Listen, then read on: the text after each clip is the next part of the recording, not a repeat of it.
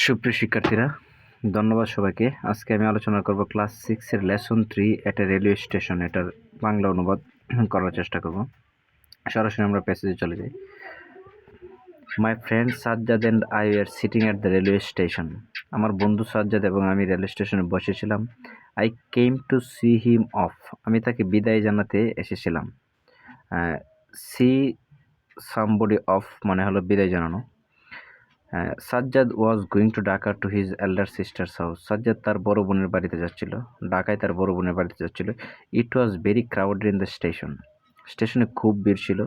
There was a long line of people at the ticket counter. Ticket কাউন্টারে মানুষের দীর্ঘ line ছিল। A woman was standing in the queue. একজন মহিলা লাইনে দাঁড়িয়েছিলেন। She was holding her child's hand tightly. তিনি তার সন্তানের হাত শক্ত করে ধরে রেখেছিলেন। A group of young people was talking loudly and drinking tea in front of a tea stall. একদল যুবক জুড়ে কথা বলছিল এবং একটি চায়ের দোকানের সামনে চা পান করছিল। An old couple was trying to find a quiet place to sit down and rest. এক বৃদ্ধ দম্পতি শান্ত জায়গায় বসে বিশ্রাম নেওয়ার চেষ্টা করছিলেন। The waiting room was crowded too. অপেক্ষার ঘরটিও ভিড়াক্রান্ত ছিল। I saw a man who was trying to carry 3 heavy suitcases. আমি একটি লোককে দেখলাম যে 3টি ভারী সুটকেস বহন করার চেষ্টা করছিল। A young lady was sitting on a bench with her luggage at one corner. She was reading a magazine.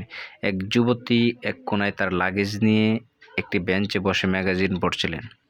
My friend and I stood near a newspaper stall, talking and watching the crowd around. আমার বন্ধু এবং আমি সংবাদপত্রের দোকানের কাছে দাঁড়িয়ে কথা বলছিলাম এবং আশপাশের ভিড় দেখছিলাম।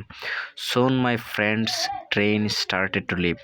কিছুক্ষণের মধ্যে আমার বন্ধু ট্রেন ছেড়ে যেতে শুরু করল। As the train whistled, he picked up his suitcase and we said goodbye to each other. ট্রেনের বাঁশি বাজতে সে তার সুটকেস তুলে নিল এবং আমরা একে অপরকে বিদায় জানালাম। ধন্যবাদ সবাইকে। আমরা পরবর্তী ক্লাসে অন্য কোনো প্যাসেজ নিয়ে আলোচনা করব।